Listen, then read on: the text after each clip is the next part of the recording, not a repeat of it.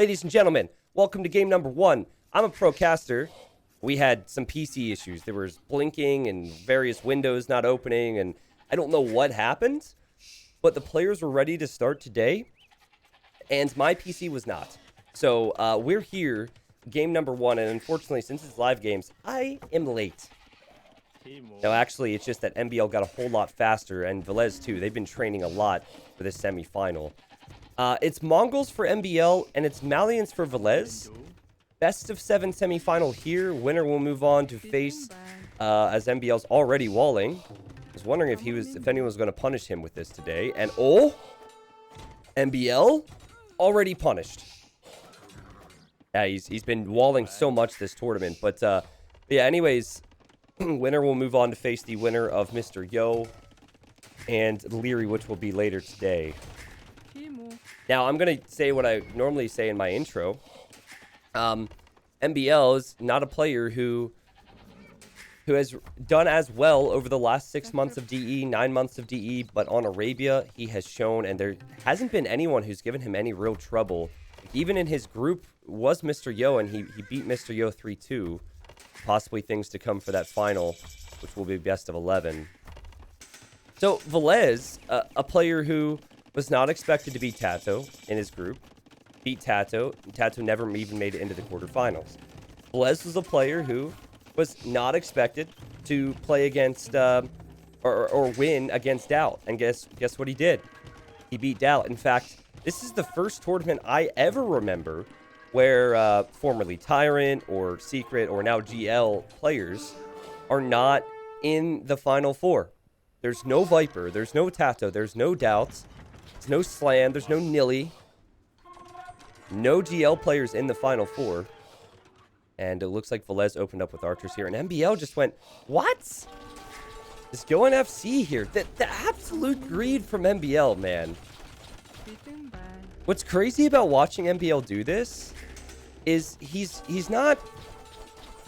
kind of playing this like he would play a rated game, you know? Like, just playing casual, walling up. It's not the prettiest thing ever, and that's kind of been MbL's MO over the years, is making it look so casual. So he towered here, and now he's just going to go siege defense and try and boom, and Villese is going to have to somehow pressure this a bit. Keep in mind, MbL's stone count, I know we're going super fast, but MbL's stone count is pretty high, so I think he'll be on 3 TCs into a castle, and then into Mangadai. So the problem when trying to push this type of a situation is like you have a very small time window where crossbows and then mangonels will work. Crossbows are going to be huge if the Mangadai come out because you definitely want to whittle down those Mangadai numbers. But like, where realistically can you push with the siege right now? Pushing the main TC is probably not an option. Pushing this TC is an option, but the other ones all protected. And see, Villese was probably. Are we caught up now? We're actually live. Let's go. Like Villese probably was not expecting MbL to have the castle quite this early. Okay, so Mangadai, one of the best unique units in the game, but you need a lot of eco and you need a lot of archers. MbL, 54 villagers. What? How did he lose that? Does the carpet mean you take extra damage or something? I'm surprised at that one. So yeah, MbL at least will get to his Mangadai. But he's still under pressure, and Villese, you look back at his base, he's on 3 TCs, and he has better economy, in my opinion, because he's not being pressured, he's not being pulled off the farms. It's just a better situation for Villese right now. Malians drop off hard in Imp, though. They don't get Bracer, even though they do get Arbalest. And I think that alone can be really tough against Mongols, because what are you going to do against the Mangadai if you can't get a strong ranged counter out? The Villese just building houses forward with these villagers. He'll want them for repairs, pressuring MbL where he can. And MbL, for the first time in this game, is going to try and get some type of counter damage in. And he doesn't even have Bodkin yet. MbL loses a villager on the wood line. Very much like MbL to invite pressure upon himself like this. But Villese, he's equal to it. And Villese will take 2 Mangadai out. 1 Mangadai out, and that one's on 4 HP, so not the best existence for that Mangadai. And MbL will make another castle.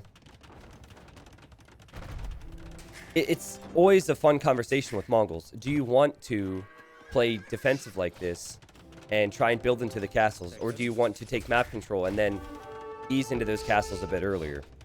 And the truthful answer is, and I'm sure you know it, it depends, as MbL loses this one. Like, it all depends on the player's approach and the map.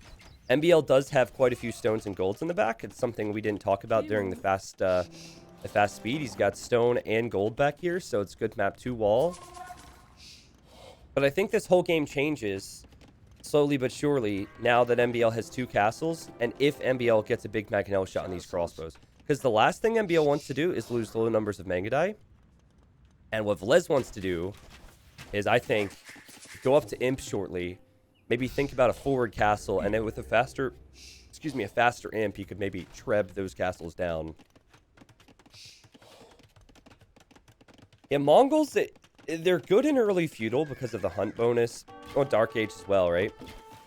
So they're good in those stages, but they're never again great until, I'd say, the middle of the Imperial Age. Like, at least until they get Hussar Mangadai, or just Elite Mangadai. Oh, and Villese with the good micro, and MbL with the good micro as well.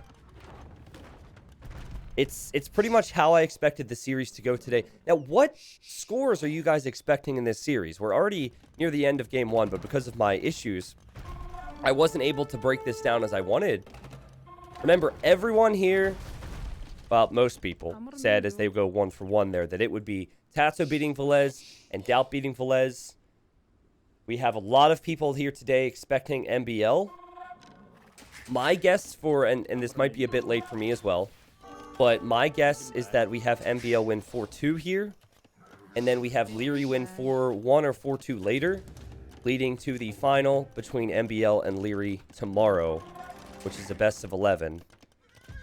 As we look towards that potential final, and we're also looking towards a potential forward castle for Villese, so wait for the Villes to come forward. But as we look towards the final, this is how I would break it down. Villese he's a wild card. If Villese makes it to the final, who even knows? Because at that point, he would have beaten 3 major players, and he's apparently in the form of his life, you know. If MbL makes it to the finals, I think he will really struggle against a player like Leary, but he could beat Mr. Yo. So it kind of depends on what the matchups are like. MbL also on the way to Imp now, and Villese not choosing to go for the forward castle. Instead choosing to go for a tech switch. And I think the forward castle would actually be a mistake here. I thought it would be a good idea to go for trebs, but MbL will have 2 castles to make trebs. And Villese would only have 1. And actually, I think Villese is going to go for the forward castle anyways. It brings you back to the question, like, what do you do against the Mangadai? If you don't take out the castles, they're going to make the Mangadai. I think he's going to go Farimba Cav. He'll want that castle for that upgrade. But Malians have to make a switch out of the crossbows now.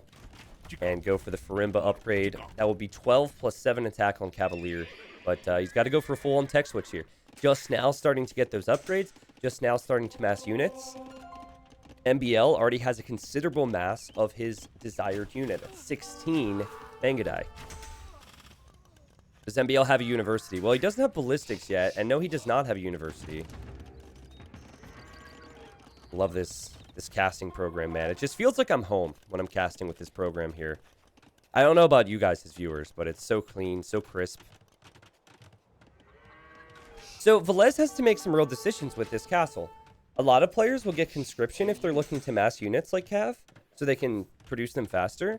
But if you get conscription, while your units will produce faster throughout the mid-game, or throughout the rest of the game, it's no longer mid-game, or your units will produce faster, you then can't make trebuchets. MbL, this is such an MbL thing to do. Just build 2 castles on a hill. Who cares about spreading out around the map? It's also a Mongol thing to do. He's going to live or die with the castles, so why not build them in the same spot? But yeah, like, he's now going for trebs, but that means he won't have conscription coming in.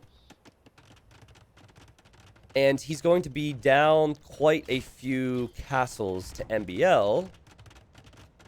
MbL, as far as I can see, does not know the castle's there, though. He ran over here. He'll snipe the monk. Villese already had one relic. Villese looking to get more. And that's been denied. MbL doesn't see a lot. He doesn't see the stables either, so he doesn't know the Farimba switch is coming in. No Farimba yet, but heavy camels almost in. Les wants to go skirms and camels. Remember, the skirms are pretty bad for Malians, but it's not a bad move. And also remember that Elite Mangadai is pretty expensive. You need the castles for the Mangadai. You need so many upgrades. And MbL's pretty far away from the Elite upgrade. And now he might be a bit shocked and surprised that there's one Trebuchet there. But this is a DauT castle for Villese. A player he's very familiar with, having beat him in the quarterfinals. I feel like bringing that up too many times today and bringing up the Viper Yo too many times today is going to have a few people in pain. What a day, man. To not have certain faces in the semifinals is wild. But whether it works or it doesn't work, I think this is the right move for Villese. You've got to pressure those castles, because if you sit back against Mongols, you're asking for trouble. So he is now behind an eco because of these raids from MbL's Mangadai. But if you think about it, on the front, he's got bomber cannons to take out MbL's defensive trebuchets, and boom, he's going to. And Villese is in a very good spot in game one. MbL's about to run out of stone. He has the Mangonel. He fires, kills a few units. And then over here, the camels, again, not with Farimba, engage against the Mangadai. But Villese is going to clear that. So Villese has 30 military. He might have less eco. Can he push the castles? He takes down one. Now MbL's housed. MbL can't get more Mangadai production going. And MbL is really in a bad position now. And it comes back to how MbL decided to play this, because he wanted to get to the castle sooner rather than later. And with that, you give up map control. Also comes down to how long it takes to get the mass and upgrades with Mangadai. Now, it is MbL, right? So normally I'd say MbL's the type of player who can hold on in these situations, cockroach it out, and get the win. But this is giving Villese time to sort out his eco and to get more upgrades and get more camels out. So really not a situation MbL is going to be happy to be in.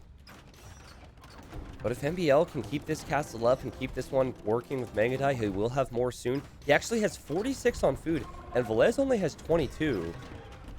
So there is a big eco difference there. Remember, no Farimba upgrade yet on the camels. The skirms are certainly helpful right now. Not the best skirms ever, and now MbL's got to buy stone. He's about to run out of stone.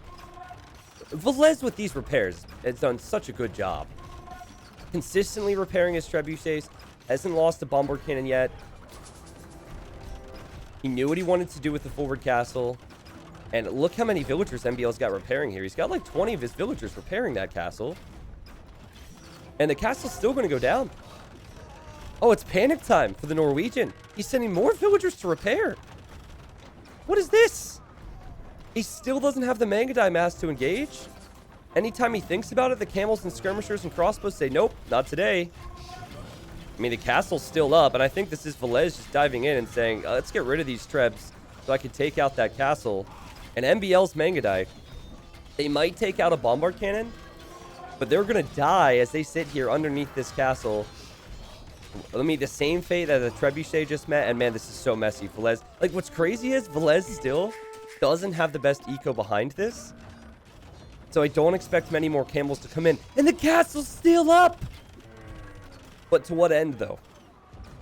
At this point, this small group of Malian skirmishers and crossbows counter MbL's military. He's invested so much stone into repairing this castle, he could have just built another one. Ultimately, if he loses this position, he loses the game, which is why he's trying to hold it. But don't sleep on Villese, guys. DauT did. DauT did. A lot of viewers did. Certain casters did. I would never. This doesn't sound like me at all. I expected Villese to win. I did not.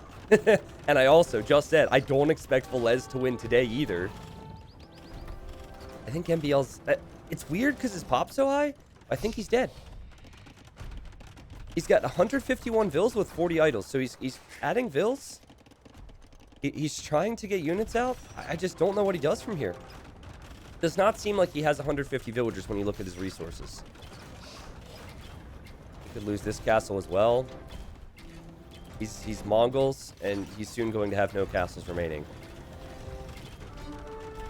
9 military for MbL. I have to say, though, the fact that these castles are still standing is such an MbL thing. It is not, like, Villese, if he wins this game, has got to be thinking, man, it's going to be tough to kill this guy today in a best of 7. But, man, the trebuchets and the bombard cannons and the repairs have been so good. Jinx. Jinx! 2 trebs go down. Like, I'm thinking maybe if MbL had the eco to go for Hussar here, even against the camels, it'd be good just to get rid of the skirms, right? But he doesn't have the eco. He's got way too many idols. Villese says, okay, maybe it wasn't the wisest idea to focus on more than one castle at the same time. We'll just stick to this one now, and he's still getting some upgrades. Villese, I think Farimba's on the way soon. Then again, he'll probably still want to use this castle. Maybe use the back castle for Farimba. Honestly, what Villese needs is just a light cav raid on the sides, with or without Farimba. MbL cannot be there, so... But holy cow, the castles are still standing. What is happening? Camels are quite bad against ranged units. They're good. These camels will be good when they take engagements against Mangadai. But they're not so good against the fire from Mangadai. And the castle fire as well took out a lot of camels there, but MbL still lost the trip. Let's look at MbL's scouting for a second. He's housed. He's trying to expand. He doesn't see a lot. Let's look at Vilese's scouting. Well, he's got 2 relics, so you know that he's probably focused very much on the front because he hasn't expanded elsewhere. But he'll probably see this one. Yeah, look at this. He's going to build a castle here. He sees the gold. Start to raid that. I feel like this game is over and MbL just refuses to call it. Or Villese just needs to put the final nail in the coffin, pretty much. And that might have been it right there. And when MbL is already housed, you lose a castle, so you lose pop space. That combined with the fact you can't make Mangadai, all this is pretty bad. Nice T90 farms for MbL. No mill over here. This goes to show you how hectic this has been.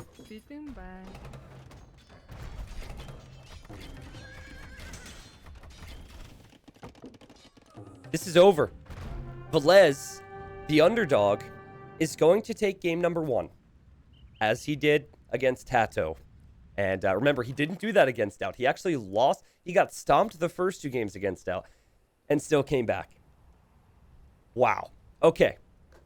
So, we'll see what happens. MbL's notorious. He's notorious for starting slow. But Villese gets the victory. And while we didn't see the Dark Age and the Feudal Age in its entirety and normal speed, I would say that MbL just played very passive. Someone in Twitch chat asked, it was almost like someone who was writing for the tabloid said, will someone be able to punish MbL's walls in this tournament? I feel like that's something you'd see in some online article. And there was some punishment there when that villager went down. And then Villese, while it was a close game, he kept map control. He plopped that forward castle down. He got the siege out when he needed to. And even though he got that, he took some losses to a raid from MbL. He always had the eco and always had the comp. MbL is known for laming. He loves his Mongols. He loses with Mongols in game number 1. All right, guys. What an interesting tournament, man. Like, as a caster, it is a dream scenario to have upsets, and it's a dream scenario to have new challengers. But Villese has been playing so good. I'm just thinking, is it even an upset if Villese wins today after the results that he's had? We're not going to get ahead of ourselves here because this is a long best of 7, and I'll update the score to give Villese his much-earned victory. And we should have game number 2 in just a moment. 12R, thank you for the 2 months. Just said much fun. Appreciate that. Hey, GTC, thank you for the 2 months with Twitch Prime. Pharaoh, thank you for the 4 months. Thank you, TubeGrub, for the 2 months. We have lots of 2-monthers here. Also, Admiral Salmon, thank you for the entire year. Chat, if you don't have salutes, just give me a heart, please, because there's a lot of people hitting anniversaries today. Phaser hit a year now and is also on a gold badge. Thank you.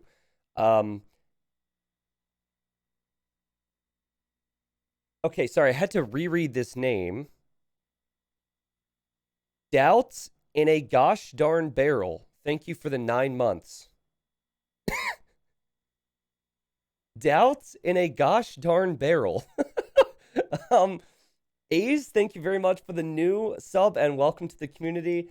Rakims, thank you for half a year now. Masao, Just Grizzly, Usador, thank you for almost 2. Jack and All Shades, Party Big, West Chief, your Taco Amigo, well played yesterday. Saseki is out there, hoping for Siege Challengers today.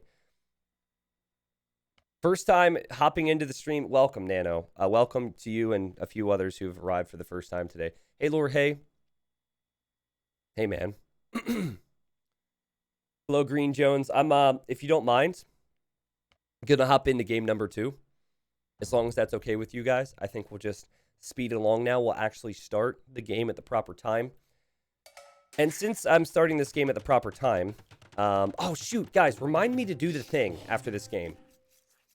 Because I have a Fog of War hotkey I've got to enable. Otherwise, I have to click it. But since I'm starting this game at the proper time, I'm going to start game 2 the way I wanted to start game number 1 and just say thanks to everyone who's been involved in King of the Desert.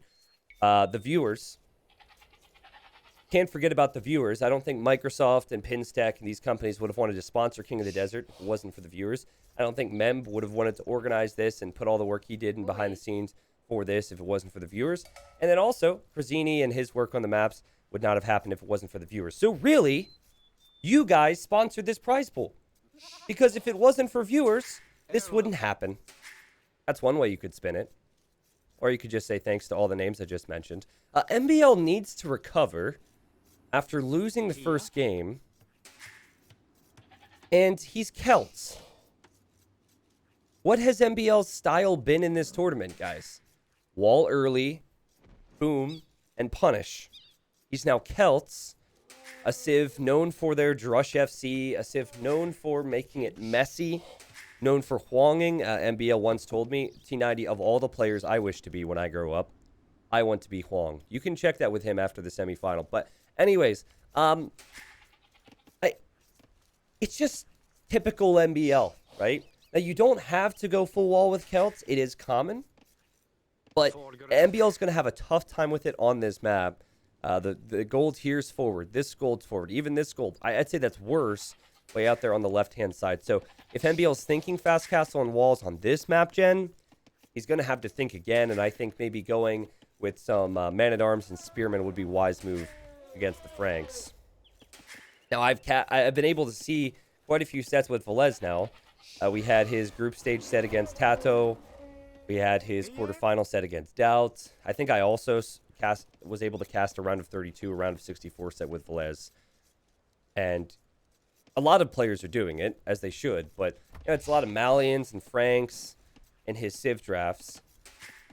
And he got the win with Malians. No problem, game number 1. So here, though, he might be adapting a bit. You see how he has 4 on wood? Okay. The norm for going Franks is to go 3 on wood and go 20 pop scouts. I think he's gone 4 on wood because he's expecting a pre-mill drush from MbL.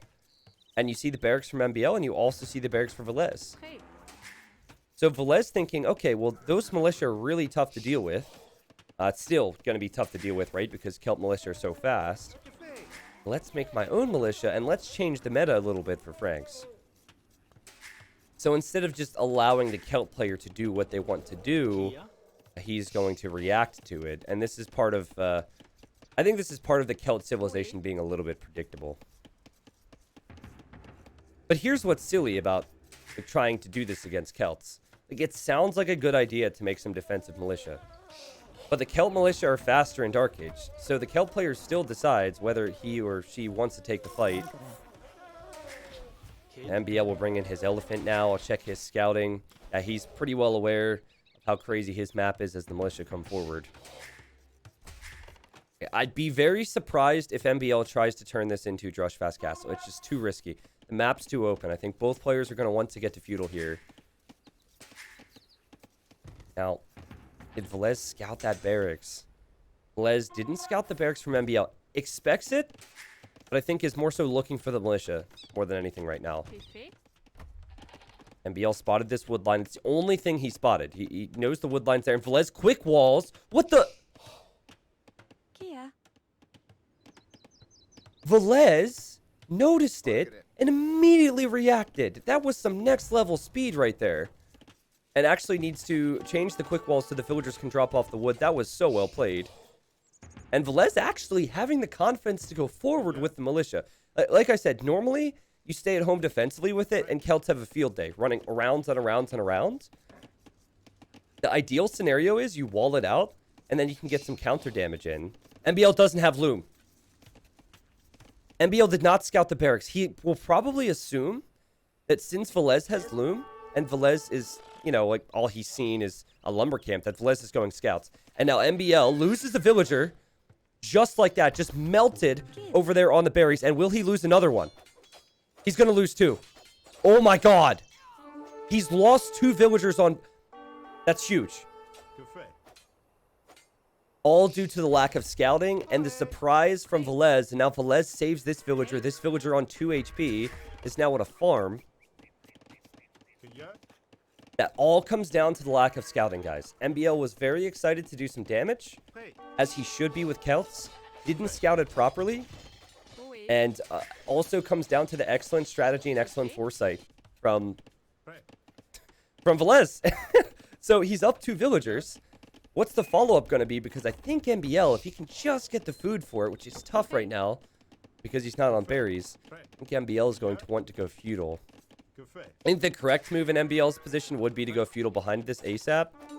But while he has 100 food, it's really tough for him to do that right now because he can't comfortably take the berries due to the drush. Wow, what a start to the day. Seriously. Neither player up yet. Based on the build, I think MbL wanted to, and instead he's had to go for farms. Because he was off of berries. And man, what a successful drush there. Successful drush for MbL. Like, this is a normal drush success just to take players off of berries.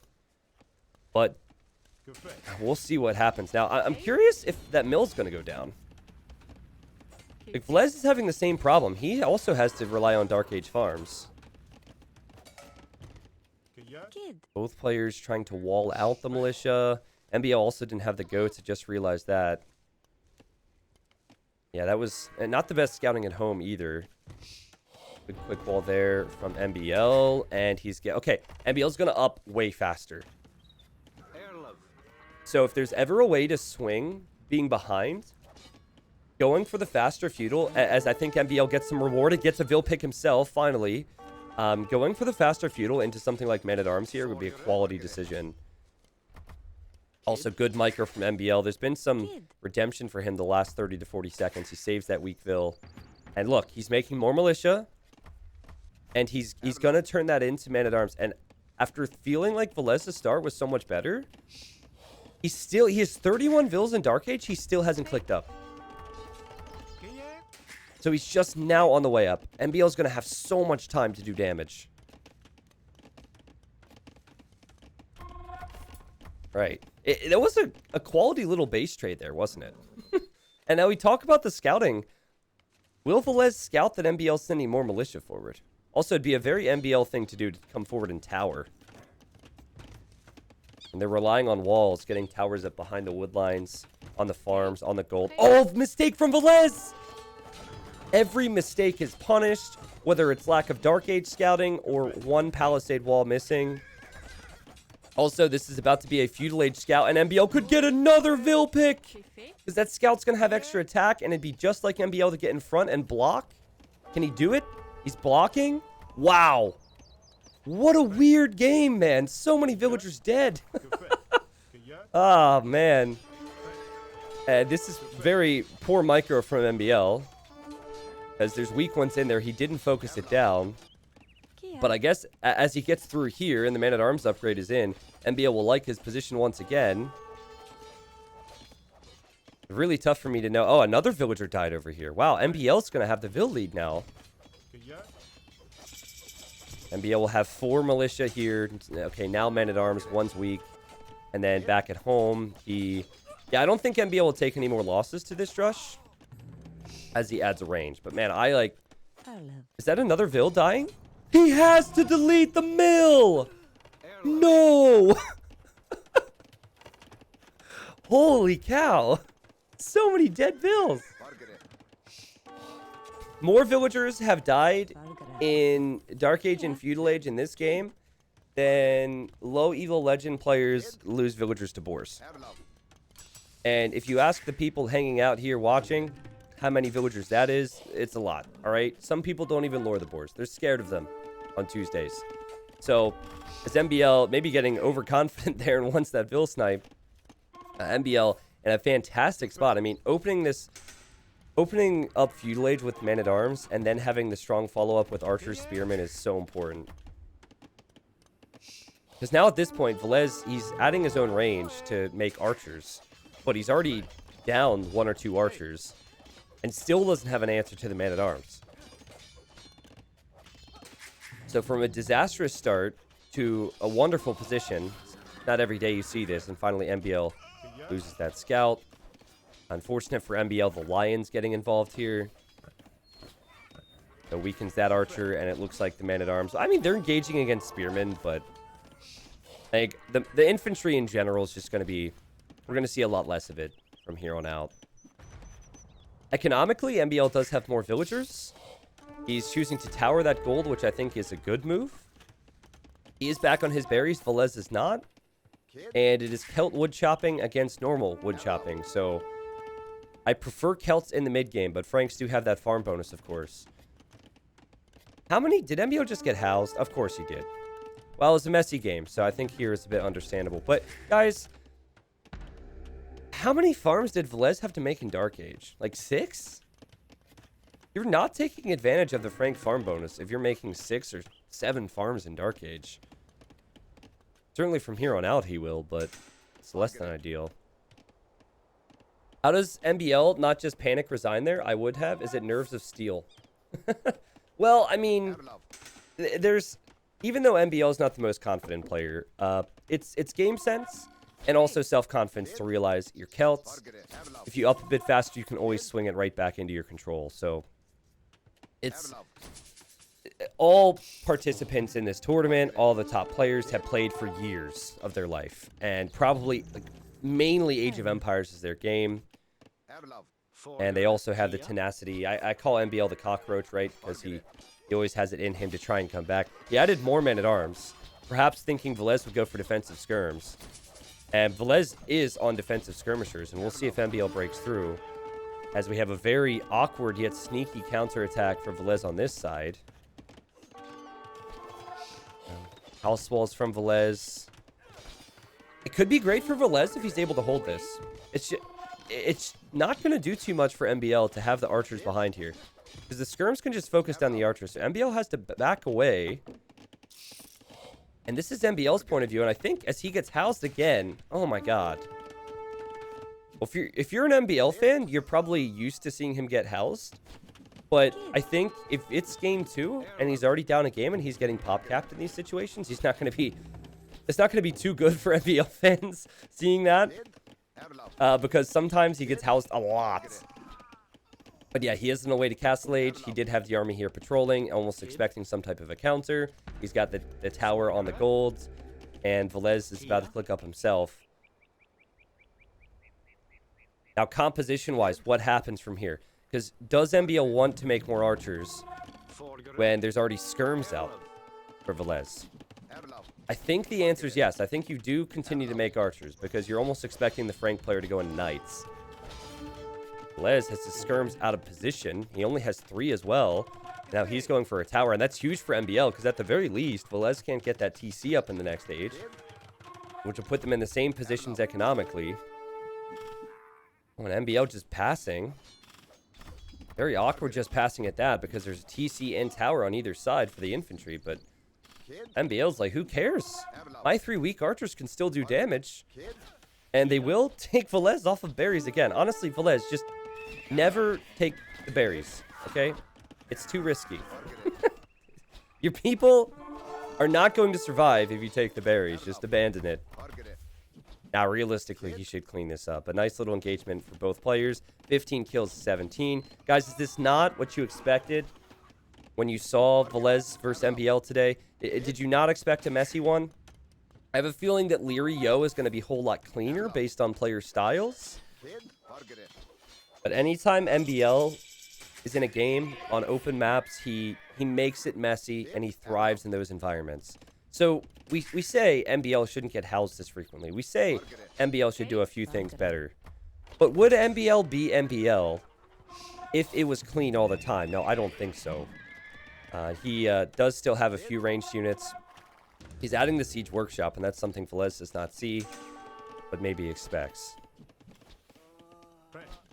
Villese, 2 stables. Now, I don't love forward siege against, like, just siege knight. I don't love against enemy knights. But if you go siege monk knight, it's a bit different. The reason I don't like just siege, and Huang might disagree, but then again, Huang normally adds monks. If MbL doesn't have the military numbers to protect the siege, the knights are going to run in there and kill that.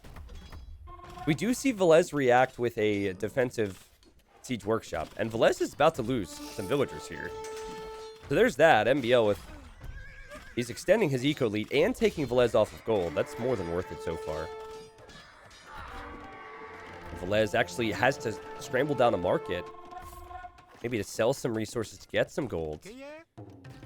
I feel like the tower placement was never ideal. It's not something he was planning on doing, and oh boy. Alright, I think this is going to start to get out of control here. Yes, MbL needs a bit of time before this build works, but he's already ahead, and he's just going to squeak on by, say thank you very much, and snipe whatever villagers he can. So he's gaining more of a Vill lead. Oh, the knights are blocked. The knights blocked the woman! Well, that sucks. 38 villagers now for Villese, and yeah, MbL now it's like, okay, let's just keep him off of gold. The longer he's off gold, the longer he can't make siege, the longer he can't make knights. Villese does have a Mangonel on the way, and MbL's repairing the Mangonel at the perfect time. Rip to the tower. I don't know if we'll see Celt eat TC here, as Huang would do, but I think we're going to see Celt eat Villese. And Celts have had such an exceptional win rate in this tournament. MbL looking so good. He gets attack rounds, but now he'll lose 1 Mangonel. And yeah, that'll be the end of it. Kills the knights in the end. He takes Villese off the gold in the end. There's more villagers that will die here. And it is the end of the game. Ugh. Like, I'm not sure if it's because I just woke up or because the game was super messy. But my god, dude, that was like 5 or 6 villagers dead in Dark Age. Both players off of berries. You do not see that every day.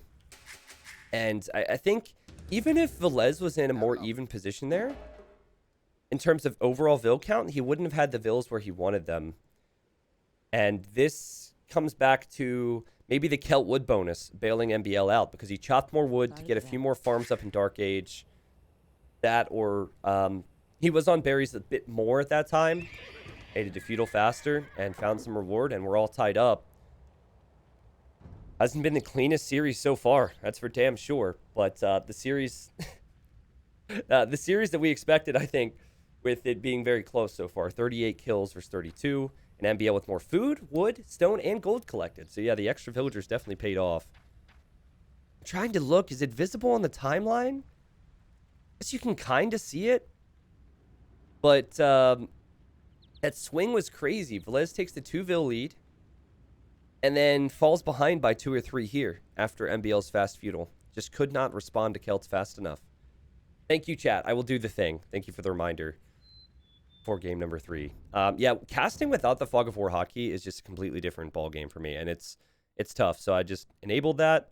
We'll reopen the game, and we'll hop into game 3. MbL is chaotic evil. I don't know about evil. Evil might be a little bit harsh.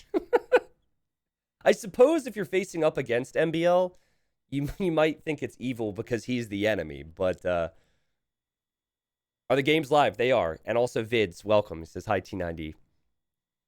Chaotic is the best word to describe MbL. I would agree with you on that. Not sure about the evil one. We might see Chaotic Eagle if there's Mesosiv, says Emmy. Spot on. Hey, Dirt, thank you for the 1,000 bits. He says, thanks for your content. Your knowledge is greatly appreciated. Love you. Well, I'm going to try and improve things here going onwards because I haven't... It's early. I'm just getting warmed up. We had some technical difficulties, so I'm going to try and improve things and be in a better spot for the next couple games. So if you've been enjoying it so far, awesome. And thank you guys for showing up. MbL loses game number 1 with really passive play. He then is more aggressive in game number 2 and gets the win. Could have had a lot to do with the civs. Probably had a lot to do with the map as well. All right.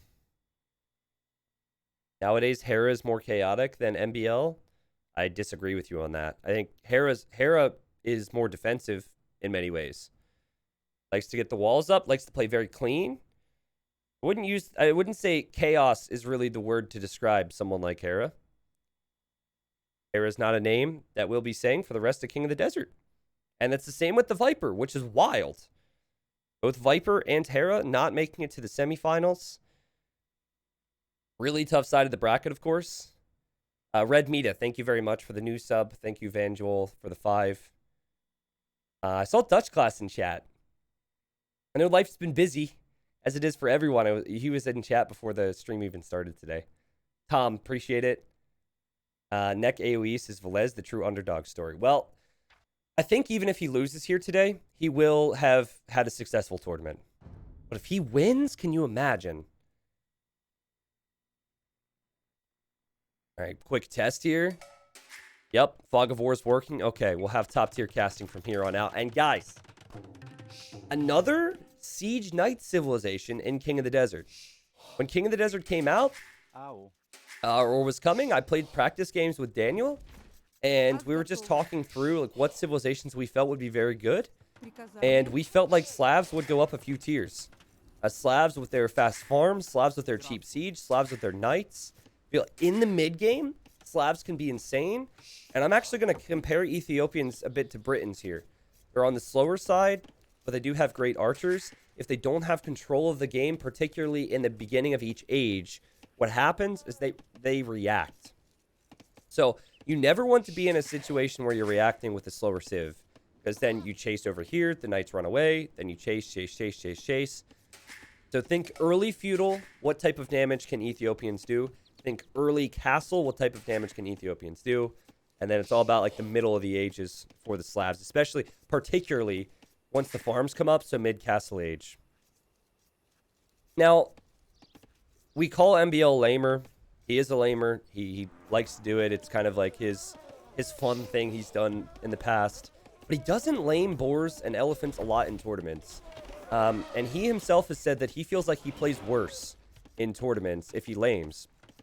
So Villese comes forward. And Villese, I think it would be a mistake to try and steal this elephant. But Villese is going to get away with a goat.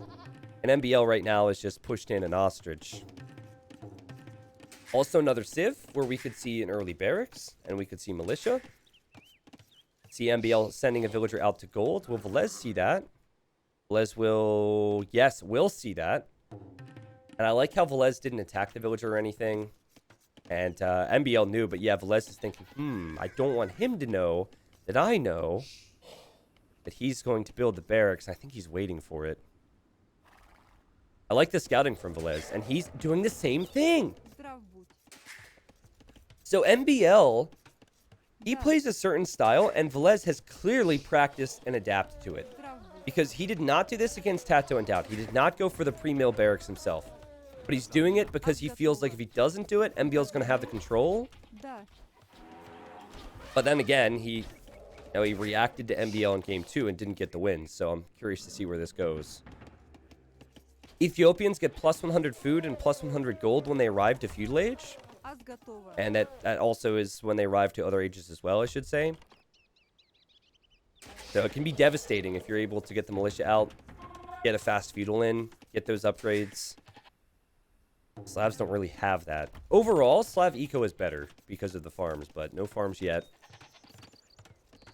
MbL's scouting is already way better than the previous game. The reason he didn't have Loom was because he didn't scout the barracks.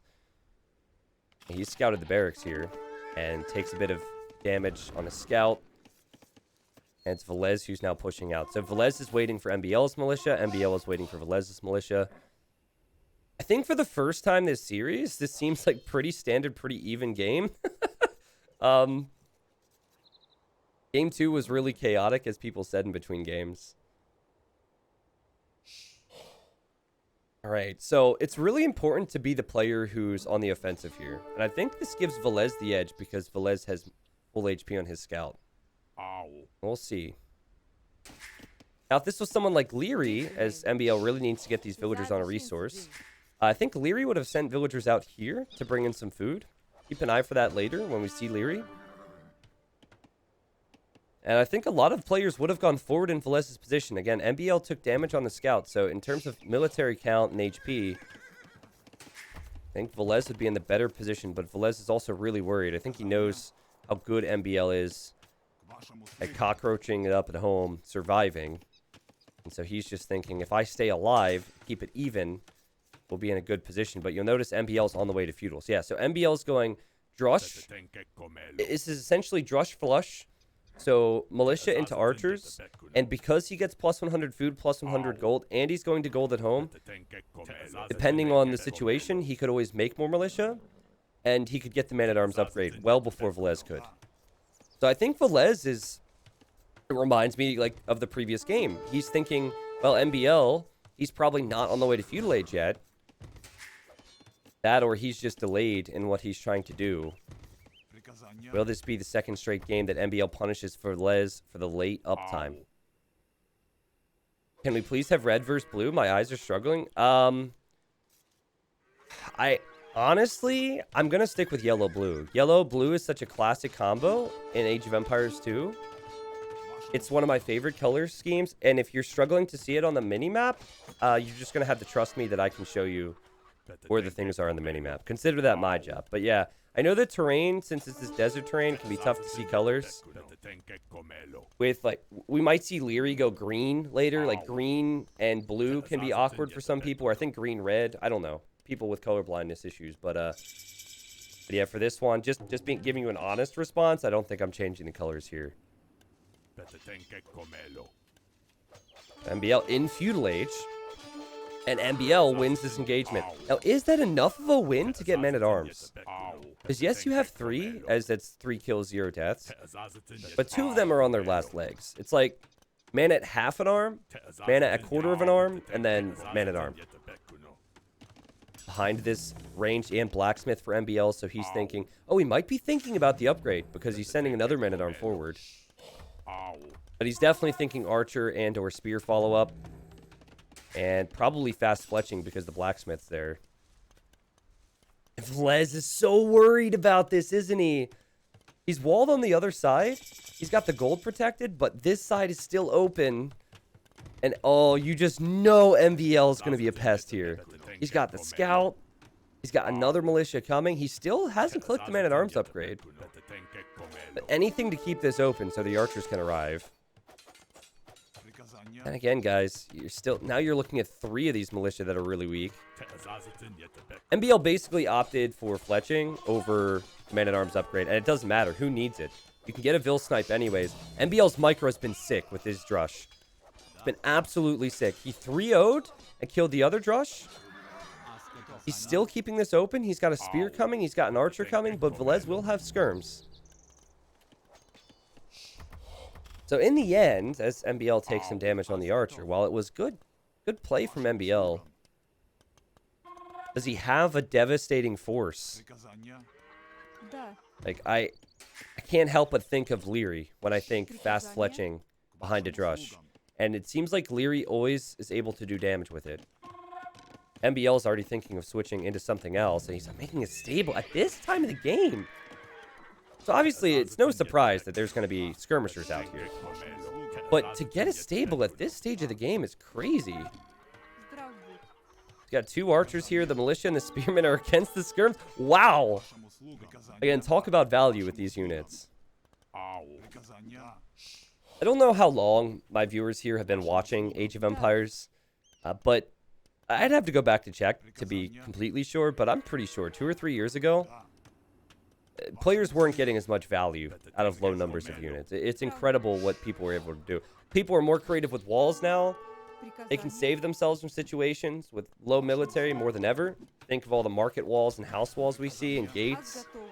But also, like, even the militia there, like, that's contributing a lot to the point where he's going to get a skirmisher kill.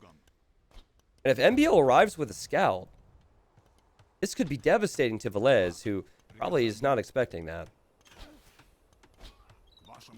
But at the same time, as I just mentioned, with a few houses, Villese could maybe just keep this open, but MbL is just not going to allow it. Finally loses an archer. And here comes the scout. Now Villese is like, oh no! What is this? The villager goes down. Villese has to build a tower on the gold, and it's all falling apart for Villese. See, the scouts counter this army of mainly skirmishers. And MbL's micro has been fantastic to keep the archers alive. Another scout arrives. Yeah, this is perfect play from MbL. You can't question the micro in this game. You can't question the macro. Look at those resources. This has been so good. The switch to the stable was much earlier than Villese would have ever expected. But Villese did build the tower. That saves Villese from dying. And Villese has those Slav farms, so don't count him out yet. Adapts to the situation, adds an extra archer or two, adds a spearman, builds a market here. And now I'm not sure what MbL can do in feudal. And MbL is wide open and making a second range at home. I think MbL will just click up to castle. And might use the scouts, but will probably just stick with archers in the mid-game. So normally, based on the resources, I'd say Villese is going to be in a tough position. But I think he's going to buy 200 food. And he's going to be maybe 30, 45 seconds behind MbL to Castle Age. It's still not going to be great, because he doesn't have any real army momentum going towards the next stage. Why is the score so different? Is it scouting? It's a weird one. But yeah, okay, wow, look at that. MbL will be in Castle Age at 2058, and it will be 2119 for Villese. So the market was not just a wall. The market was helpful there. Good adapting from Villese, who's now making a range. So Villese is thinking to stick with ranged units. Like, here's the problem with opening up with something like just Skirmisher in Villese's position. First off, Skirmishers kind of need double the upgrades, because you need to have armor and attack. The other thing is, they're so easily countered by something like 2 archery ranges, which MbL is doing, and 1 stable. Because MbL can just add 2 or 3 knights, and then the archers are completely fine. So in an ideal world, Villese would have more than just skirmishers here. And it's hard to even justify knights if MbL is going to have so many archers out. So it's really tough for Villese to know what to do. I'm not saying he shouldn't go skirms from this position. He's going to need some ranged units out in defense, but it's going to leave him open to a lot of counters, whether that's archers and siege or archers and knights from MbL. And since MbL forced a tower from Villese, MbL will know, well, I can just make TCs at home and gain a villager lead. 14 archers. Plus 100 food, plus 100 gold's going to come in. This is going to be crazy. And Villese just now getting scale barding. He's going to need more than that if he wants to deal with Ethiopian crossbows. I am beyond excited to see Ethiopians in this tournament, though, because we have not seen a lot of Ethiopians in the best of 5s. Now that it's a best of 7, you're going to see a few more civilizations. I've always felt like Ethiopians are underrated, you know? Like, they do have some weaknesses, but man, their bonuses are so suited for aggressive maps and aggressive play. And MbL is showing that here. We've seen more Slavs than Ethiopians in King of the Desert so far. And here we have Ethiopians winning. Someone forgot to announce they were live on Discord. I don't normally announce I'm live on Discord. MbL? For a second, it looked like MbL was going to dive underneath the TC.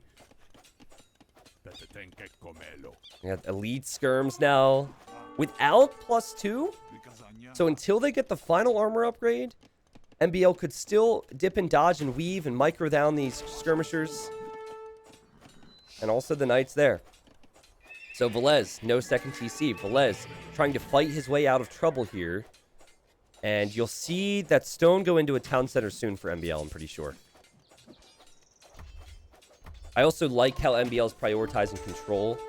You're playing on an open map against a very aggressive player. You don't want to just give him the potential to come back.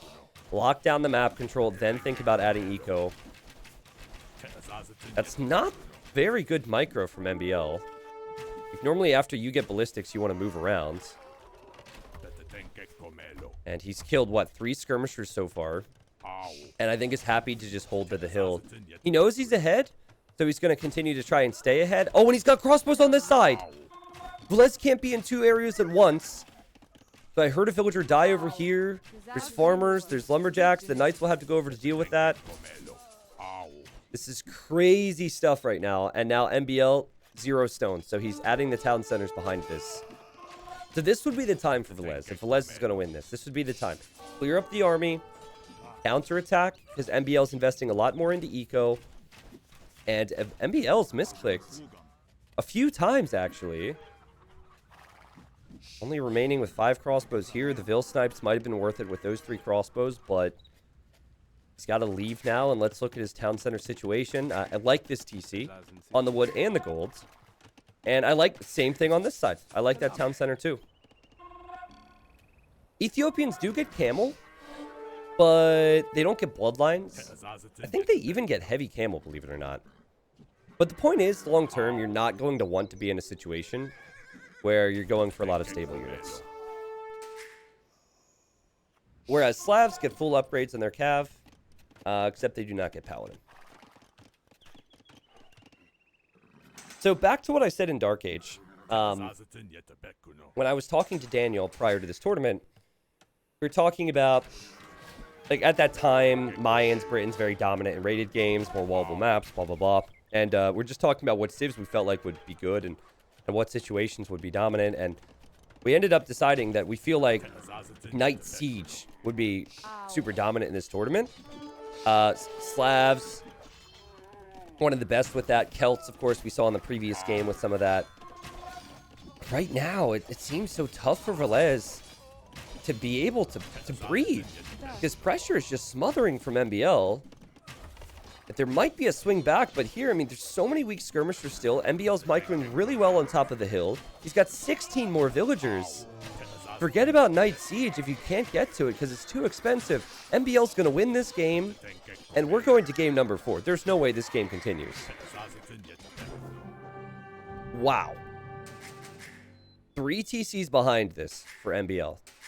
Plenty of military. Had ballistics. Had attack.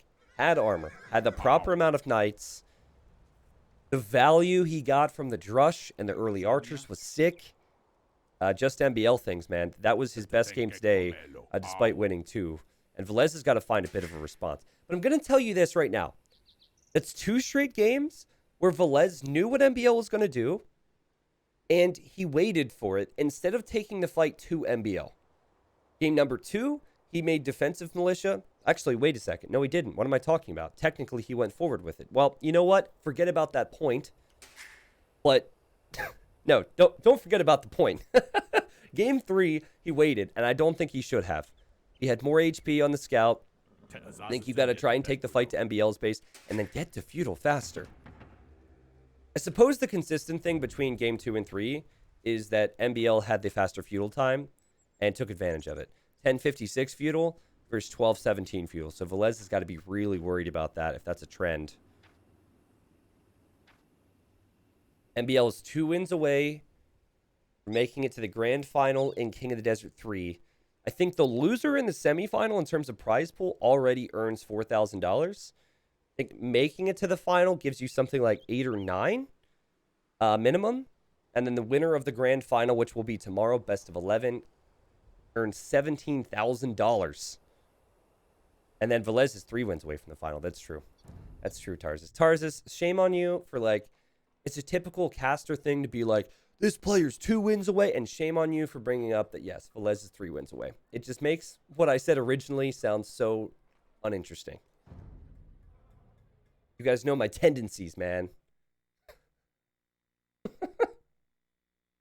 Chesko, thank you very much for gifting 10 subs to the community. There's 10 more who can use that Pog emote.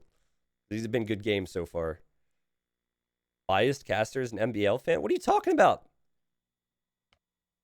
MbL is favored to win this, but Villese has beat Tato and also beat DauT. I think either way, I'm going to be pumped going to the finals, whoever wins here. Like Villese, it's a beautiful underdog story. It's a story of a player who's stuck around this community and kind of been in the shadows of the top 16, top 10, not getting as much respect as he deserves. And then MbL hasn't had the best year with DE in the semifinals now. I mean, there's going to be an amazing storyline any way you spin it. Thanks, Chesko. Yeah. Oh, boy. Another Civ that you don't see a lot. Let's think back to the Civs that Villese went for, and we'll look at the draft in between Game 3 and Game 4. Or sorry, Game 4 and Game 5. Franks? Slavs? And Malians for Villese? I think they're pretty high up on his draft. MbL went Mongols, Ethiopians, Malay. So he's got some big dogs as far as civilizations remaining. MbL has gone for Malay, the civ that needs to delay. I love the Malay civilization. With the exception of water maps, because the infinite fish thing is kind of annoying at times. But hey, man, I meant to pick Magyars. Yo, if MbL goes for the two stable all-in play here, I will eat my shoe.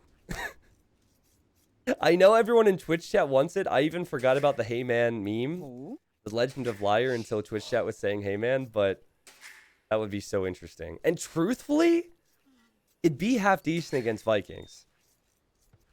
But Vikings, a civ that we've talked about so much over the last year.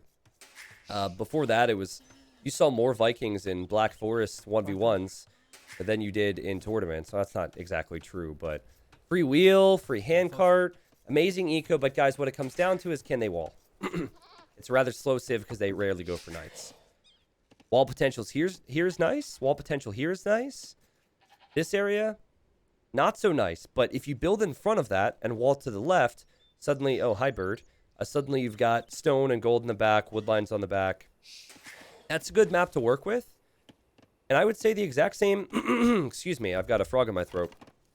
I'd say the same thing for MbL. The wall potential here protects the golds. Build up on the hill. With walls, players will be safe. And MbL has been known for early walling in this tournament. What do Malay normally do? Beyond the elephants, all right? Just give up on that dream right now, guys. Because I doubt we'll see all-in elephants. We might see a few in early castle. I'd say Malay, pretty similar to Vikings.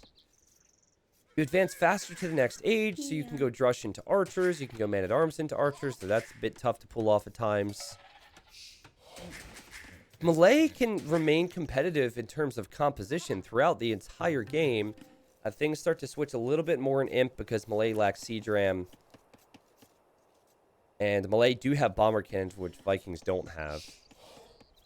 Villese comes forward to scout MbL before MbL scouts him. That's also a trend here. And it's like Villese, each game has found a small reward with stealing resources and also sees the villager on the gold. So now he knows that MbL is going to be going for the barracks. And now he sees the barracks. Now what's MbL scout? Oh, MbL almost walled in the scout. But MbL scouting is much later. And there's the barracks for Villese. So I don't think this is Villese reacting to MbL in this instance. I think it's just... Well, MbL likes to do this, but it also suits Malay and it suits Vikings at the same time. Okay, can I have a statistic, please? And I don't know if this is being tracked for King of the Desert. I know there's a stat sheet out there. I would like to know if there have been more pre-mill drushes than post-mill drushes in this tournament. Particularly in the round of 16. It seems like... I'm on normal time, right? Oh, God. I'm not even at live time. Okay, I've got to get used to speeding up. It seems to me like we're seeing more pre-mill drushes than not. MbL and Villese just got really fast. Really, really fast as they're microing here. But another situation where MbL has less HP on the scout, but MbL is forward. Vikings will get more HP on their infantry starting in feudal. Remember what I said. MbL's had the faster feudal times. Will Villese have a better uptime here? These are some old stats, actually. I like how Dux is like, oh, I've got some statistics to show. So this was actually pre-DE, as far as I'm aware. But we've got some stats. Early militia. This is pretty telling. MbL has early militia 25% of his matches. It's probably more now. I think the meta's shifted a little bit since pre-DE.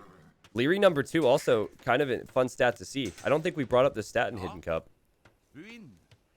ACCM is like, nah. We'll either go full wall and forget about the militia, or we're gonna go forward with towers. That's what old ACCM would say. Thank you, Dux, for the stat, and thank you to Capture Age team for making that back in Hidden Cup days. Overlay has suited us well ever since. Looking forward to seeing what their new overlay will do for the community. There we go. So Villese clicks up first, but MbL is going to zoom to feudal. So MbL clicks later, but will arrive at 11:21, and this is the melee bonus. Yeah. MbL sending villagers to gold, also villagers on wood. So yeah, this is going to come down to, is it one range or two ranges?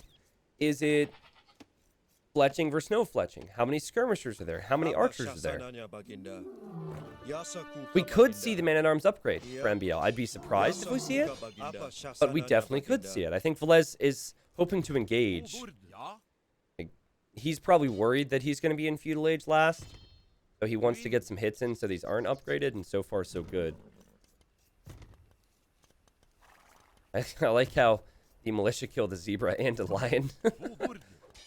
There's MbL and feudal. If I'm MbL, I skip the upgrade. I just fight on the hill and skip the upgrade. But the way he's trying to conserve his numbers makes me think that he's not going to do that. As there's his range. And another militia. Yeah. He's going to go for man-at-arms. We're thinking about it. Is this not like the previous game, though? Like, I disagree with this. He doesn't have the eco to get man-at-arms and bid-axe. So why did he add the 4th militia? That's really weird. He did that in the previous game as well. I guess it was more weird in the previous game.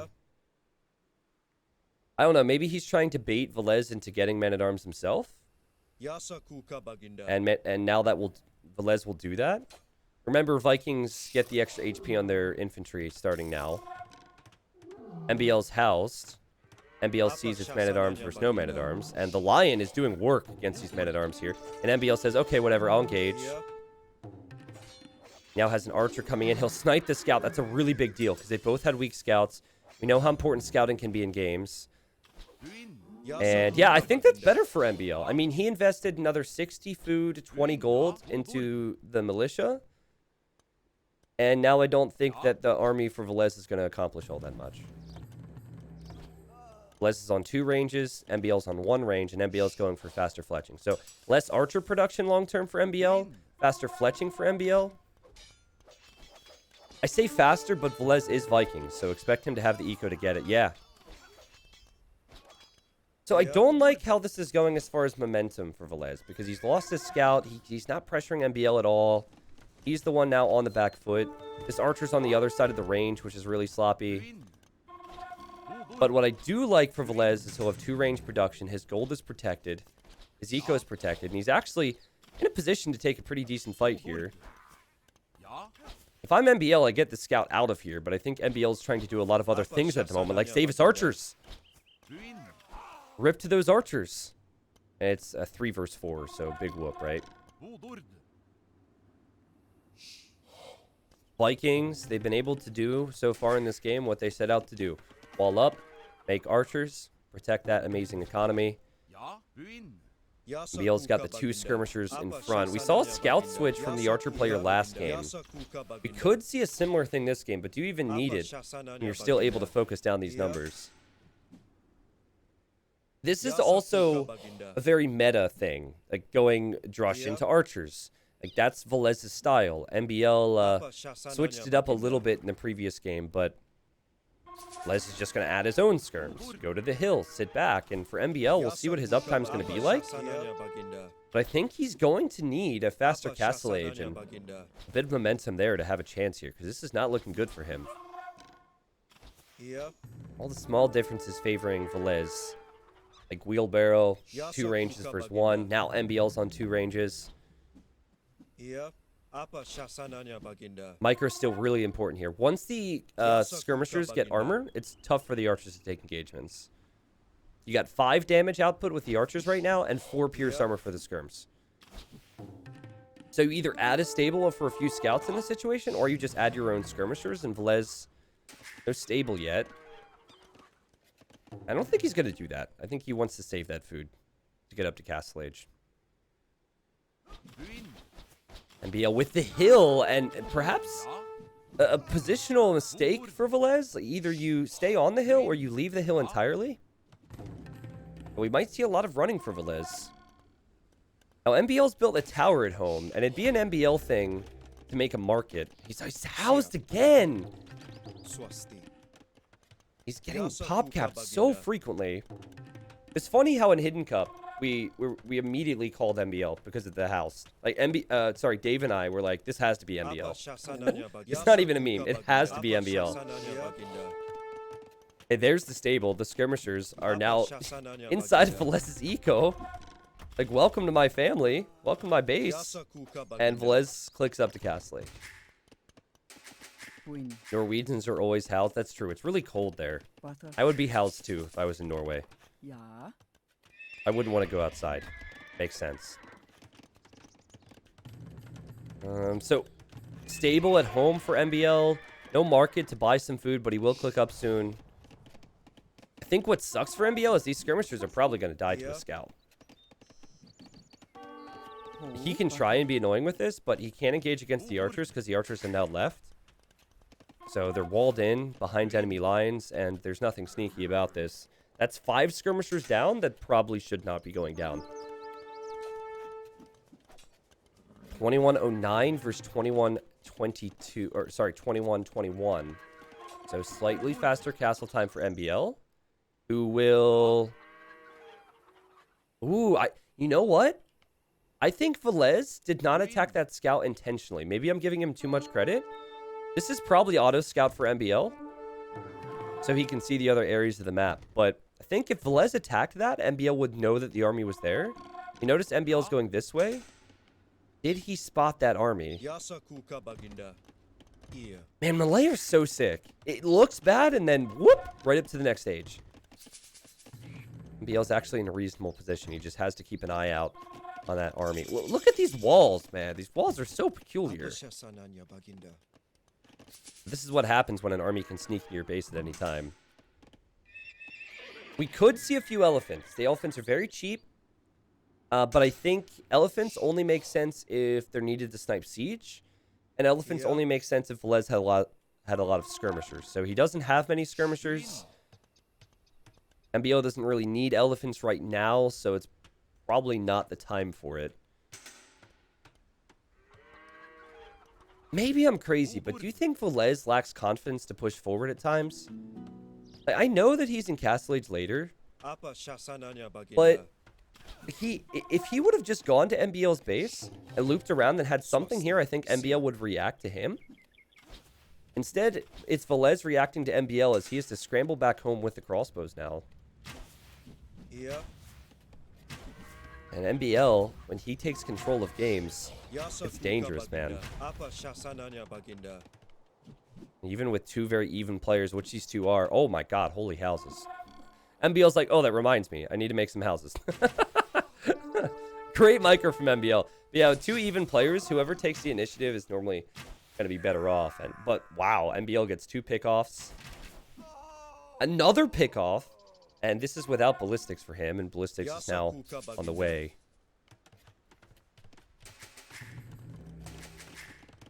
All right. So ballistic crossbows. This is Viking privilege, as a certain person would say. You can get away with it, you know? You've got handcart now. There's the TC for Villese. I think maybe it has a lot to do with how Vikings tend to play. Villes's decision to sit back. Like, now if he runs out, he's in a rough spot. He doesn't know exactly what MbL is going to be up to. And that's going to be Siege Workshop maybe for Villese in the front of his base. See, what tends to happen, if MbL sees that Villese is on this side, MbL is going to realize, is he sending more army here? Okay, he is. I'm going to hit another area. Where should I hit? He's looping around, right? So as MbL loops around, Villese is constantly going to be reacting to this. But at the same time, Villese is a very good TC timing and position on this gold. I think he's just going to get that up in time. It also protects that wood line. MbL, no second town center yet. Very common for Malay to delay that. He'll have it soon. He's just gone for a lot of upgrades and a lot of numbers. And his micro's been good, but now that they both have ballistics, it's looking better for Villese. Yeah, some good pickoffs there. Pretty even in the end. I think MbL needs to get out of here. Oh my god. He lost 5, and now we'll lose these 3. And now, oh, he went through! What the? He just ran right underneath the town center. Are you kidding me? I mean, I've yet to see if that's going to be good or bad. He killed a few villagers there. But no, the town center was up. Because you could not run past there if it was just a town center foundation. So now, MbL snipes a few crossbows, snipes a few villagers. That's worth it. What a ballsy play, man. I remember Leary did that against Nikov. And now we have Villese running forward and MbL yet again here and protecting himself. It just seems like MbL is a bit faster than Villese. Maybe I'm crazy on that, but it does seem like he's reacting a bit faster. He's certainly in control of things now with less military. 3 TCs for Villese. He's going to get crossbows back here to deal with this. Do not underestimate him and the power of Vikings. This will be dealt with.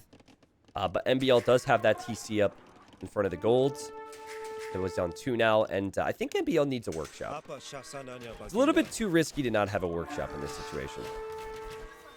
Both players with ballistics, so they'll both try and weave back and forth and dodge it. But in the end, MbL is just getting as much value as possible here. The crossbows are going down. He knows it. He's fighting on the hill. Best case scenario. Now we see an elephant out. Okay. So remember, when you spend less time advancing to the next stage, you essentially gain a vill lead because of that. It's like a 3 villager lead when you advance faster with Malay. But also at the same time, MbL just researched wheelbarrow, so that delays that 1 TC from producing, and he hasn't researched handcart yet. So overall, I'd say the ecos are pretty close. Now MbL has more military, and this is a very weird tower. I think MbL is misreading the situation. He doesn't need a tower here right now. He's not going to be siege pushed just yet. I think he was expecting there to be a siege workshop on this hill, so he thought maybe tower defense there would make sense, as he's housed. Again. Les with 4 on gold, but 1,000 gold. That's crazy. And MbL snipes the villagers, says thank you very much. Snipes the crossbows, says thank you very much. If we could combine Villese and MbL into one player, that'd be the best player in the world. Like, look at how much pop space Villese has. He doesn't have a castle yet. And then there's MbL, who will build like 2 houses, and then he won't build more houses until he hears that noise. Like, I'm telling you, the best thing MbL can do for himself is change the sound of his alarm clock to the housed noise. I'm telling you, it works. You'll wake right up. Just have it constantly. Housed, housed, housed. And then he's going to hate it. Got to make himself hate that noise. He's got to associate that noise with bad things. And then if you're someone who's playing Age of Empires and you're really struggling to realize when you get attacked, just change your alarm clock to the attack noise in Age of Empires. You'll wake right up. Trust me. That's the one tip that all top players won't tell you. They change all the noises in their life to Age of Empires noises. Fully embrace the lifestyle. You'll go places. This hill was always going to decide so much, right? This is a gold that Villese will want to take long term. This is a gold MbL needs to take long term. Only MbL's on it. MbL has the hill. He's got siege.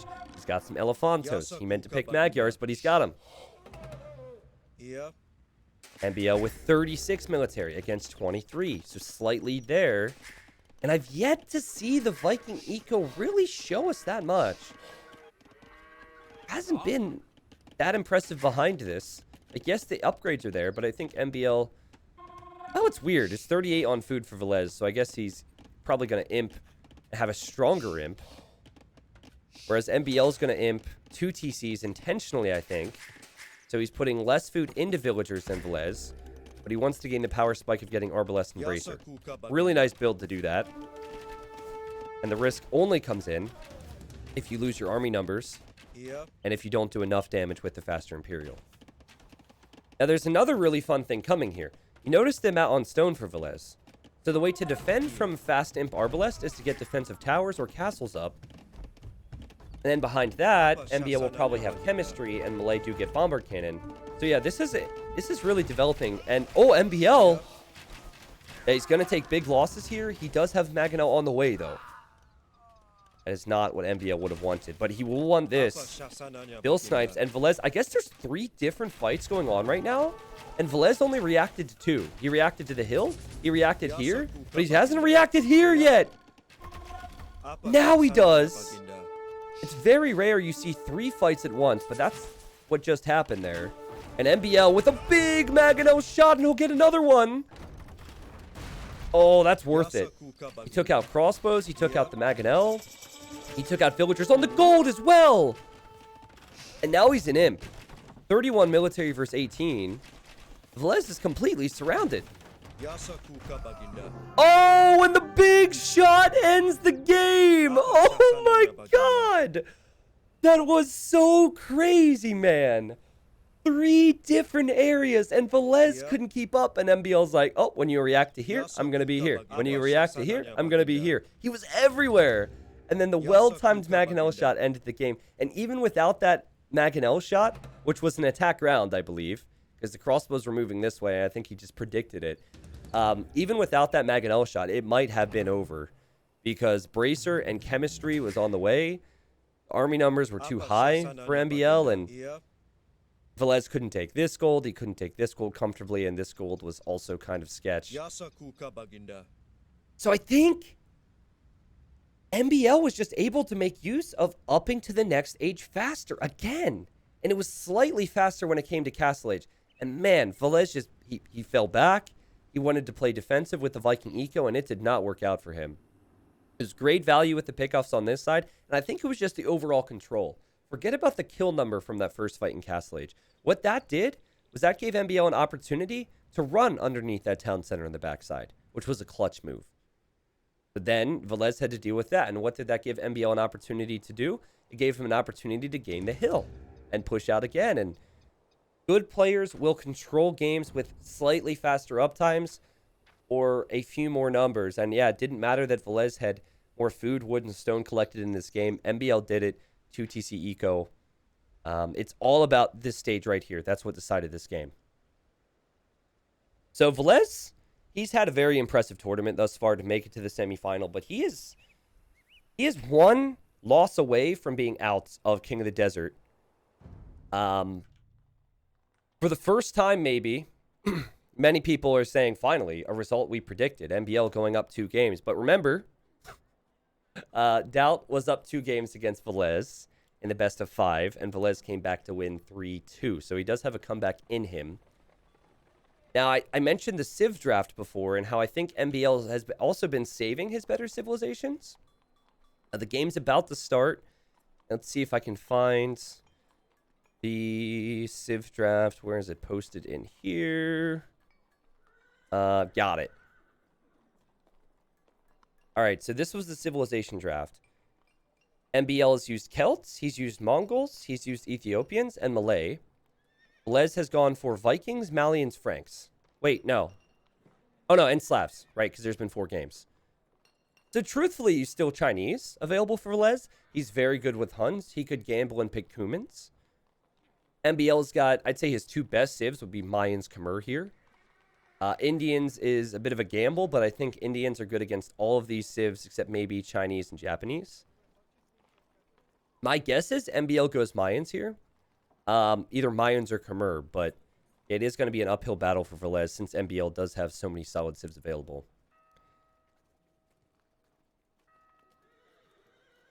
And that was the win that Villese wanted right there. You get that win, you tie it up, and this becomes a very long series, but to lose that one, you can probably make arguments that Vikings are better than Malay. It puts him in a tough position. Okay, chat, as far as reminders go, I'm going to need a lot of this today, but I think I'll get it by the second semi.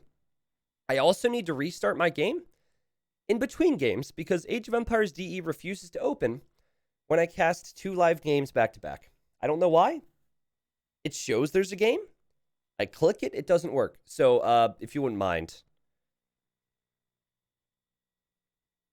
It's just the story of my life. I should be used to this by now. What's weird is it's inconsistent. So sometimes it doesn't do that.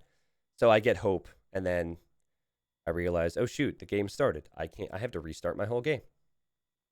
Biggie Billy Bob Bob has now subbed to the stream for 4 years. Biggie Billy Bob Bob is not a huge chatter, but if I could see that beautiful badge in chat right now, I would love that. It'd make me happy. Thank you for 4 years of support. I've barely been partnered for 4 years. So that's crazy. If it wasn't for people like you, I would not be here today. There's Crassius in chat. He's been around for a long time. Thank you very much. Whoa, I also missed.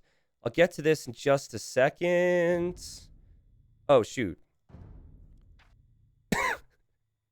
Okay, can I just vent for a second? I need to vent for a second. So, I saw what I thought was the next game, right? Right? So, I restarted my entire game because of this. And I click it. And now, oh my god, now I have to restart the game. Okay, but what you didn't see is I clicked this, and it was actually the previous game, which has already ended. But I'm pretty sure because I tried to join the game, which already ended, which shouldn't show in the first place, I have to restart my game again. So it's all right. They didn't start the new game yet, but I had to vent because that was... Now we've got to restart again. It's fine. Arnab, thank you very much for the 5 gifted subs to the stream. Yeah, we should have it soon. Wow, it was... Well, the name is Dixon. I don't know what else to say. Dixon donated $35 and said, thanks for saving us in Melbourne, Australia lockdown. Go Tigers AFL 2020 premieres. All right, Australia represent over here. Also, Infoboat donated $40 and said, it's been too long since I donated. Thank you for all your work and entertaining us. Yo, Infoboat, thank you. Fun fact, at a meetup, I met Infoboat, and we and a few others, I don't know if the others who were in that group were here, I think we stayed up till 3 a.m. talking. We were at a bar, which had to close, and we're like, nope, sorry. I just kept drinking rum and cokes and chatting away. It was a good memory for me. Now, it wasn't romantic. It wasn't like that. Infoboat, thank you. It's been a long time support as well. Big Billy Bob Bob. I saw it. Says, been around here since the 100 viewer days. Thanks. Yeah, it's been wild. Been here since 100 viewers was an accomplishment. I mean, 100, let's not talk down on the people who get 100 viewers. 100 viewers is a lot. But yeah, we've come a long way. All right, so I have the next game. They started. I got to speed up a bit. It's fine. And, ooh, Mayans versus Cumans. Let me think about this for a second. So, Cumans, I consider a bit of a risk. However, Cumans, was that not game number 3 against DauT where Villese went Cumans? When Villese was 1 loss away from being out of the tournament, he went Cumans against DauT, right? So it seems like when he's on the brink of elimination, he relies on this Civ. And so he picks Cumans here. And he's going to give MbL a taste of his own medicine. And he's going to wall heavily in Dark Age. And guys, Cumans... God, I swear. You know what? I'm going to stop complaining about all the bugs I'm experiencing. It's fine. Cumans They get extra HP on their palisade walls. And they can build a second town center in Feudal Age. Now, against DauT, what happened was Villese went for the walls like this in Dark Age. He went faster Feudal. He went into the second TC. DauT with Slabs. A very good civ to punish that. Oh, housed. Oh, God. Oh, God. You try and beat MbL with walls in Dark Age, and suddenly you're MbL and you're lacking houses. Oh, disaster. That's so bad. It's also really bad because he already researched Loom, right? So you researched Loom and you're behind a Vill. But then you get pop capped, and you're behind 2 in Dark Age. But anyways, as I was about to say, DauT tried to punish it with Mangonels and crossbows, and Villese was still able to get up to the next stage with more eco. Turned into a very long and messy game, but Villese got the win. But you don't get knights with Mayans. So what do you do? Also, I think this Vill could die. It's going to be a photo finish here, folks. In the yellow trunks, we have the Eagle Scout, and it's a photo. Oh, okay, that was awful, but yeah, Vill dead. Wow! Sorry, it's still early here. I shouldn't be yelling, but disaster for Villese. Look at the Vill difference now. Now, remember, Mayans do start with an extra villager, so there is that. Also, of all players to have experience playing against Cumans, I would say MbL, with how much he's played against Vivi, has a lot of experience playing against this type of a build. I'm just not sure what Mayans do here. Obviously, it's Strush FC. I mean, that's one thing I should state. You add the militia, you try and gain some reward, and then you go FC behind it. But do you just go crossbows? Can you go, like, Aztec style and go Eagle Monk? Oh, God. Do you see what I see? There's a hole here. Okay, this is what you do if you're MbL. If you see the hole, what you do is you come back this way. You don't want to leave, because if you leave, then Villese is going to realize. Honestly, it's something, if Villese saw the units running this way, Villese might... Yeah. Okay. Shh. Oh, man. Is Villese not even going to check? Oh, God. Villese isn't even going to check. Oh, wait. He'll be fine. Just house there. Yeah, he's fine. Okay. The problem with going all that way is there's so much time, and Villese is usually going to get suspicious there. Okay, so not the best start to the Dark Age, or to the game for Villese. But if anyone's going to recover from losing villagers, it would be Cumans. They'll have the second TC. Really awkward to place the town centers, though, because if you're placing a town center in this little area he's walled up, you can't place it on the gold. I mean, you can, but you probably don't want a TC here because you'll want it on a wood line. So you might back TC here and then send mining camp villagers to stone and to gold, which is not ideal. Normally, you'd have a stone or a gold on a flat piece of land next to a wood line. Place a TC there, take wood, take stone, take gold. MbL can easily range this gold with Mangonels or with crossbows. But MbL's still in Dark Age. Yeah, this is just a fast castle build. Another thing you could maybe justify at a bit lower levels is a castle drop against Cumans. But I think that takes too long. So my guess is MbL just goes into ranged units. Shouldn't the score be 3-2? I mean, the score would be 3-2 if Villese wins this game. Yes. And that's the case. But seeing as we've had 4 games and MbL has won 3 of them, the score is 3-1. I mean, maybe... I don't know. I'm not Spirit of the Law. Maybe my math skills are off. But I think the score is correct. So, villagers to stone. I think Villese is going... He realizes that he will need towers. And I'm really surprised to see the town center here. Because the problem is, when you create vills from this TC, you don't want them all going to gold early.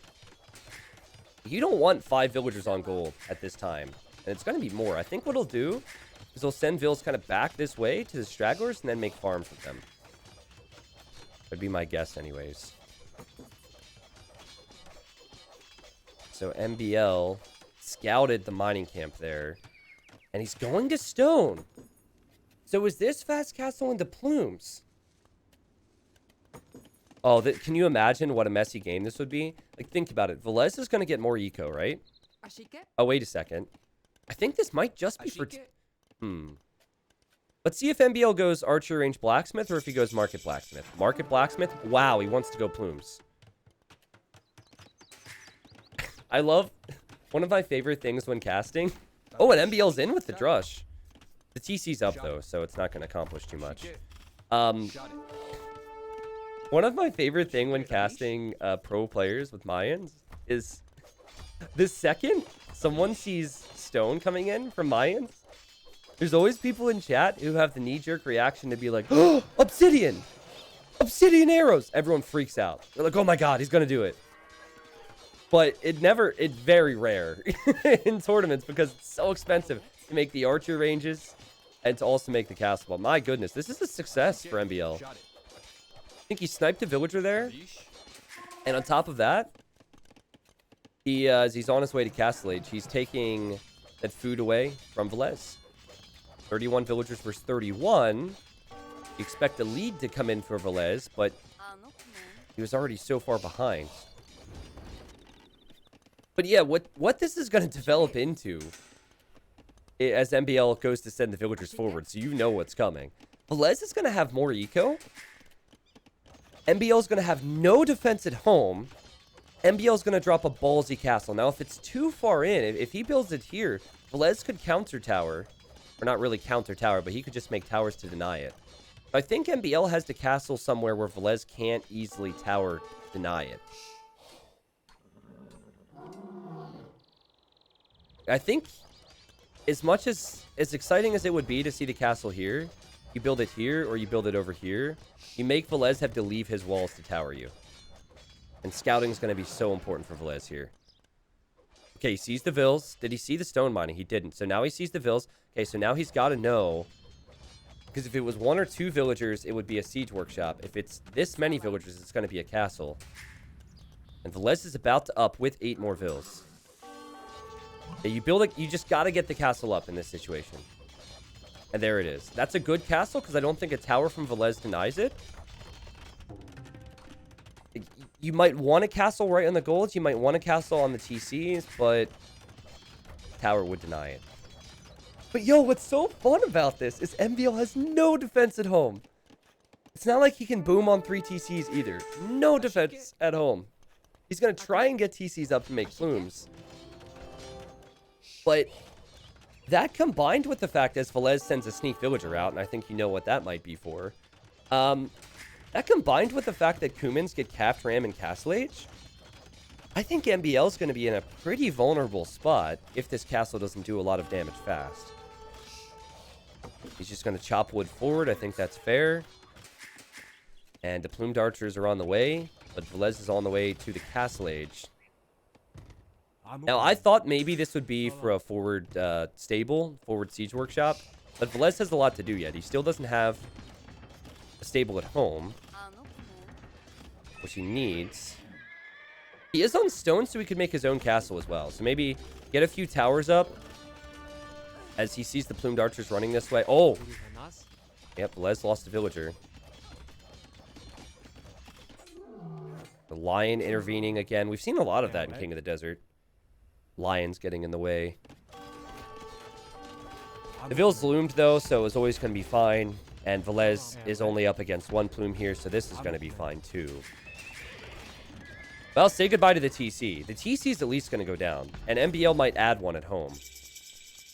But you see how open he is. Oh, wait a second. Shouldn't the tower be able to hit those plumes?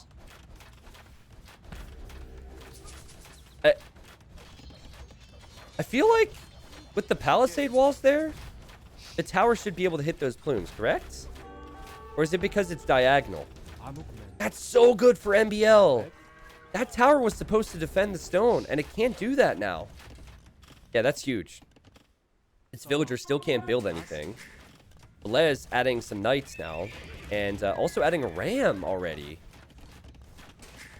MbL just all over him. Plumed archer denying farms. All these small things working out for him.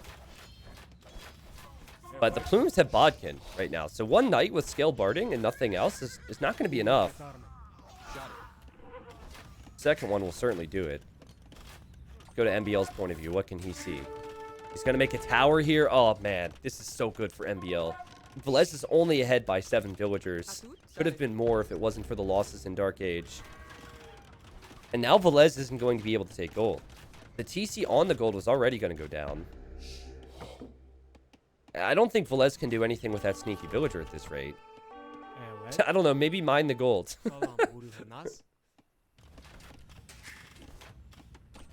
Now MbL will add the siege workshop. And as of now, I think he realizes I'm doing fine on the front. Villese has to react to me. Villese maybe doesn't realize the tower's up. Doesn't know what to do about the situation. There is a gold over here he could try and take, but this is desperation time for him. Villager still cannot afford to make the stable, if that is indeed the choice. I think MbL's weathered that storm now. Like, the eco wave hasn't done a lot to him. Oh, I'd love to see Villese, like, just run forward and drop a castle on MbL's base at some point, where MbL's now on 2 TCs. 2 TCs, but also less villager idle time, and he's Mayan, so he's got the better eco overall. Villese is in big trouble. This villager, every time I look at this villager, he does not have the wood to build something. Villese is... The score is super deceiving here because he doesn't have the eco to do anything. He can't make knights. He's getting capped ram! But MbL is walling in the Mangonel, expecting the ram push. He knows there's a siege workshop back there. He knows that could mean capped rams. He knows it's desperation time for Villese. And walling in that Mangonel behind will probably win him the game. Because I think, well, 2 Mangonels certainly is enough to take out those capped rams. That's the only risk for MbL, is if his castle gets trebbed down. That is a really impressive play. And oh god. Oh god. No military for Villese. And he's going to try and drop a castle here? Well, Villese, he was the end of DauT in King of the Desert. He knocked DauT out, and perhaps a fitting end to his King of the Desert tournament is to pay homage to DauT, pay respects to DauT. That's DauT Castle. That is more of a DauT Castle than you'll even see from DauT. There's no way that ever had a chance. Is MbL about to go into the King of the Desert finals, which will be tomorrow? Seems like it. It's also MbL, who probably has the best Mangonel micro amongst the top players. So good luck here, Villese. Even a 1-for-1 is fine here. Somehow it wasn't a kill there for MbL and for Villese. But yeah, the villagers are all so weak. MbL's still dodging. He's bringing in the Eagles and the Militia, because why not? Oh, God. Oh, God. Oh, DauT. Oh, my DauT. What's happening here? Oh, this is the end for Villese. MbL will win the game. Villese will see the Mangonel, the cheeky Mangonel walled in behind. Guys, pay respects to DauT, but also to Villese, as he had a great King of the Desert tournament. He beat Tato. He beat DauT. He was the GL Slayer in this tournament. But finally, everyone in Twitch chat, all the Twitch experts, all the AoE zone experts, forum experts, Reddit experts, they get one right. And I'm not surprised to see this. I think MbL, he deserves to be in the finals. I had a little bit of bracket luck, of course, to face up against someone like Villese instead of, like, maybe DauT. Could have been Tato, you never know. But there has not been a single series in King of the Desert where I've looked at MbL and said, he can't go deep into this tournament. He beat Mr. Yo in the group stages. Mr. Yo's in the other semifinal, which will be coming up next. He's getting results.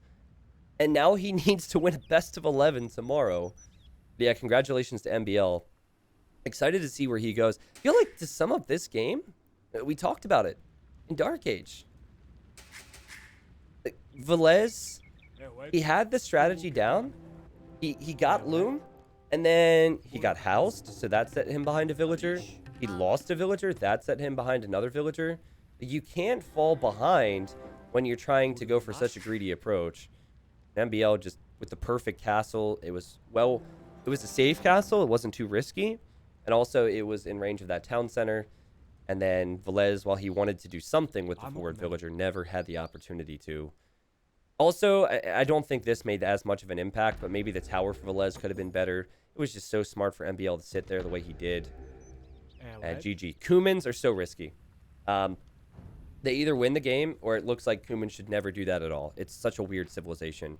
And perhaps Villese picked it because he didn't have confidence because of MbL playing so well.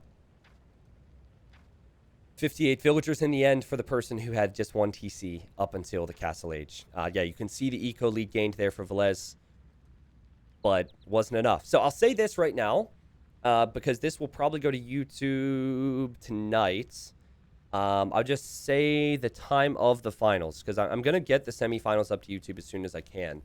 I don't know the exact timing, but if you're on YouTube and you want to join everyone here on Twitch who's currently saluting you, the finals for King of the Desert 3 starts at 11 a.m. Eastern, and that's 15 GMT. I hope that helps, and maybe some people will benefit from that and be able to show up. I know life is busy and all that, and a lot of people can't make it to streams. Yeah, Dancing Plagues has come to the dark side, exactly.